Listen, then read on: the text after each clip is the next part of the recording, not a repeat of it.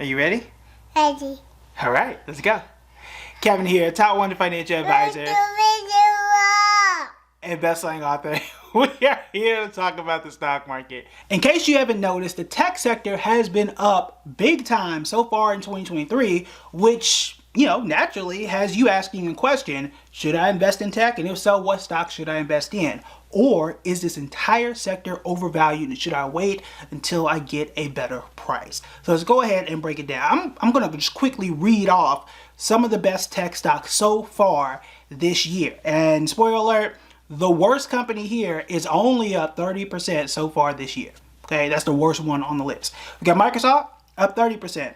Google up 37, Apple up 32, Tesla up 58, you got Meta up 103%, Salesforce up 53, and then you have Nvidia up 107% at the time that we are doing this video. Now, with all of that, number one, why are these companies up so big? Primarily, number one, they took a beating last year. Every last one of these companies lost double digits last year. I think Meta was down 60 or 70 odd percent. That's bad. Okay, that was real bad. And it's time for some of these tech stocks to kind of get back some of that ground. But aside from all of that, what else should I pay attention to? Well, if you think of it like this, you are paying, if you are buying some of these stocks now, you're paying 107% more than what you could have gotten in stock for last year. It is difficult for something to grow 100% and still be undervalued because what you pay for something does matter. That basically makes your profit and loss. And that's just basically it, right? So think of it this way.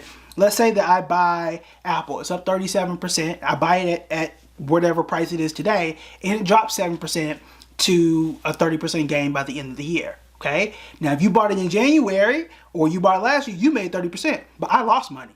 I would have lost money because I paid here, even though the stock came down just a bit, it's up for everybody else, but it's not up for me.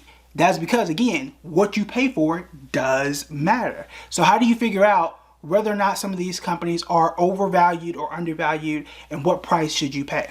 There are two ways, okay? One is more precise, one is not so precise. The one that's most precise, we've talked about many times inside of our members only. I even gave out a spreadsheet to help you figure this out. All you gotta do is plug in the numbers and it spits out overvalued, buy, or undervalued, do not buy. And for those inside the members only, y'all know it comes up in red letters, don't buy this, right? But basically what that is taking a look at how much money the company has made over, in this case, let's just say 10 years, and estimating what we think they're going to make in the next 10 years.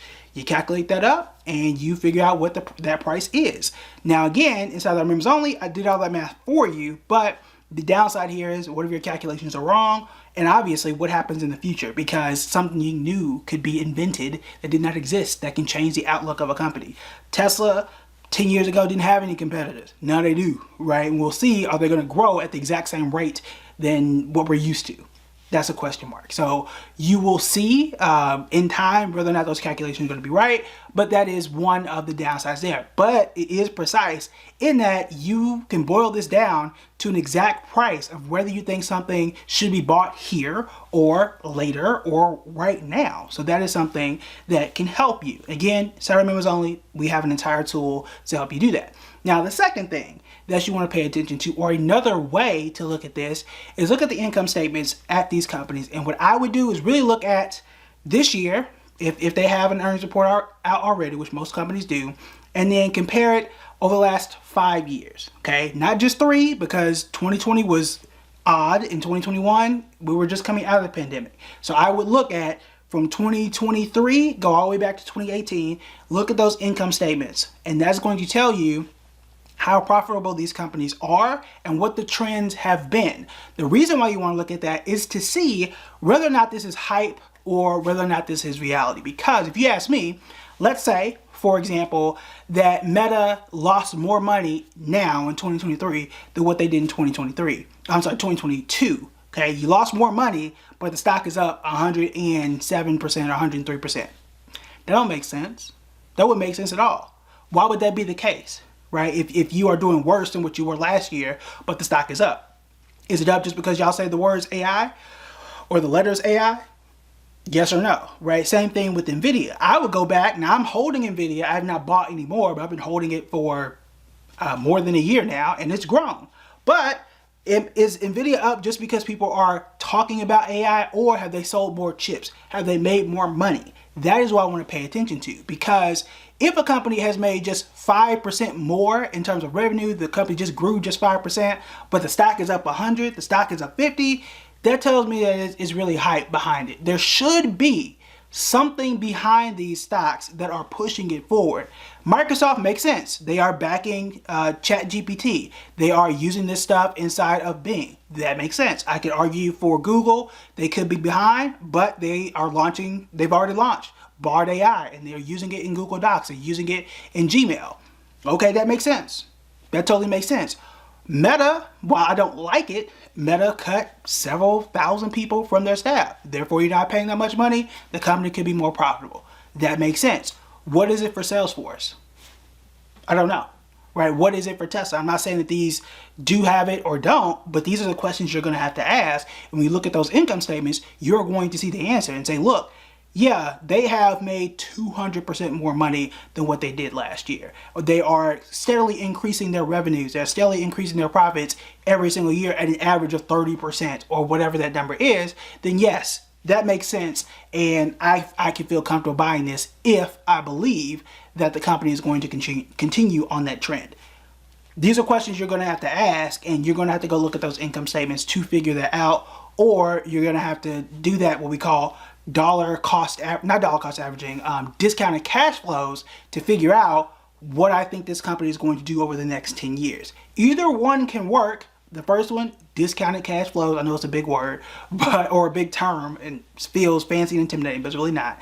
But that is the most precise way, whereas looking at the income statements and kind of gauging should these returns be justified is much less precise, but you can get a quick and dirty answer on what you think about those. So those are two ways that you would figure out. Personally, I think there are plenty of areas in the market that still make a lot of sense to invest. I do think that the perfect time was last year in 2022. Now, I will also say that it is easier said now in 2023 than what it was when the stock was down 60%.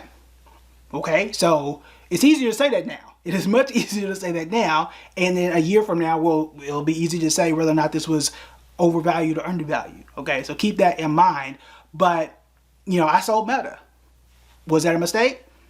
I don't know yet, right? Because when you're down 70%, you got to make well over 70% to just to break even. And I don't know the math off the top of my head, whether 107% or 103% or whatever it is the exact, break even point. But we'll see, right? And the longer time goes, the better answer you're going to get. But this is really the time to sit down and decide that. Are these overvalued, some of these names? Are they undervalued still? Some of them could be. I happen to think that Google is still slightly undervalued, just a little bit. And then you need to decide that whether that's the case, and if there's something that is not talked about, right? Is there something that is under the radar? I'm just throwing names out here. I'm not saying these are undervalued, but Oracle, IBM, AMD. These are other tech stocks that, may or may not be on par with some of these. But if you think that, Meta is overvalued at 107%, what if there's something that's only up 15 that you think still has room to grow? That is probably where your best bet is, your best value is, by getting something that's on its way up and that's not already up by some ridiculous number. These are all questions. These are all things that we can talk about if you let me know inside the comments below. All right, so let me know what you think.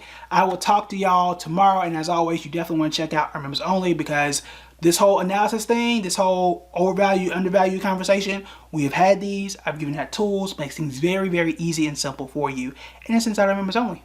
All right? Okay, I will talk to y'all tomorrow. Bye.